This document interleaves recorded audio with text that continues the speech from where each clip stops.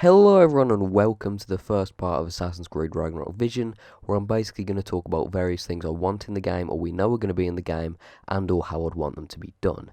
This time I'm going to be talking about combat, so let's get into that. So the combat of Assassin's Creed Ragnarok is something that really excites me. We've seen a lot of variations on the combat before. We've seen very quick punchy combat in Syndicate, very brutal upfront combat in 3, amongst so many others that culminated in the RPG skill point power based combat we got in Odyssey.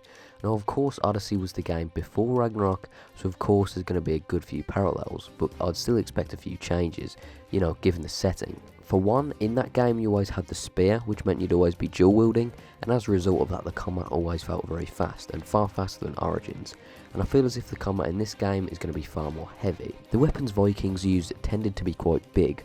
Most had spears and axes due to them being easy to make that could either be used in close range or sometimes even thrown, and more wealthy Vikings or clan leaders made use of swords that tended to be far more expensive to make.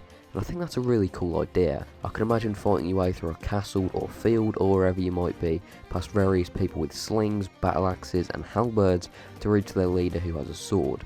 And keep in mind these swords inspired the claymore, so it'd be a very big one at that. And I feel this sort of weapon variety between standard enemies and bosses is a great idea to make them feel more climactic and special. In terms of the actual in-game combat, this has so much potential. Not only were Vikings brutal, but also very improvisational. If they didn't have a weapon at hand, they'd use anything else they could find, their fists, bow tools, or even a bit of stones.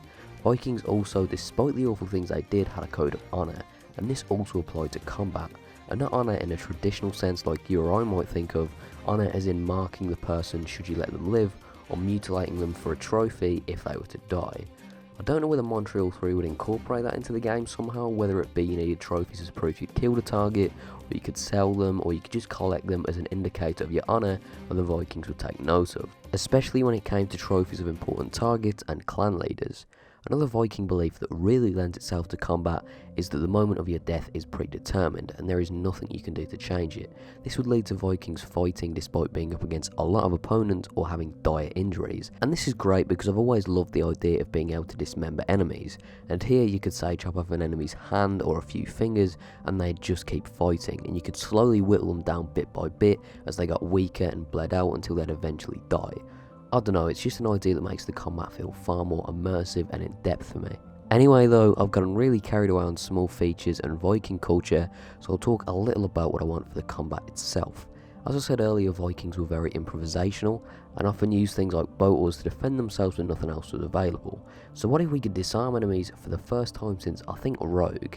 It'd really up the stakes if we or our enemies could have their weapons swiped away in the heat of combat. This could be something that was more likely to happen if there was a huge level gap, or if you used a heavy attack or had a large weapon or a certain skill. Or maybe you could have all of those things making it more likely, or if we had none of those things it'd be more likely to happen to us depending on the enemy we faced.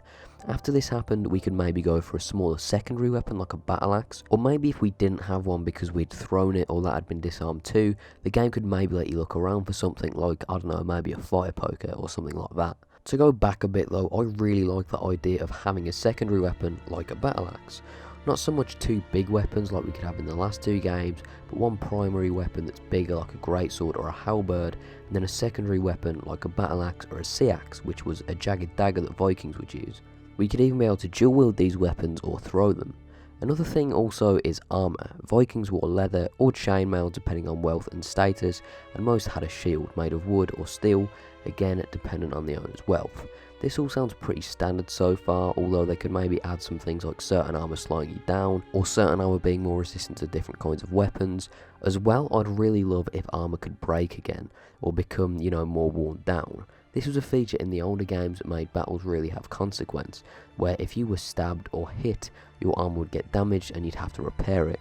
And I feel like, in a culture that was as combat intense as the Vikings, this would really fit in, and it'd make you feel as if you were more battle worn, as opposed to a game like Odyssey where you just have a fight and then go back out, there's no real consequence. Although that's not something that's just in Odyssey, and it has been in a lot of games where you can just have a fight, go back out and there's no consequence, I feel like this is the game to bring it back. When it comes to an average fight, I think it'd also be cool to see some counters and finishes, Although that's a bit more of a reach with the combat being as it is now. It's just something I'd like to see come back, especially in a game like this when there's so much you can do with that, you know, with gore, dismemberment and that kind of thing, but I don't know, it's still very up in the air. Anyway guys, that's about all I can think of when it comes to combat. In all, I just like the combat for this particular game to be more heavy, hectic, improvisational, and to have each fight feel unique with dismemberment, disarmament, gore, and a variety of enemy types and weapons. So anyway, that's pretty much all I can think of when it comes to the combat.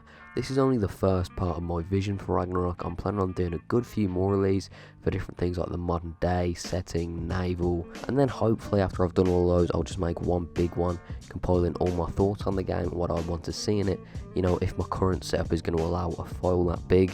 Anyway though guys, that's been it for today. Thank you all for watching, and I'll see you next time.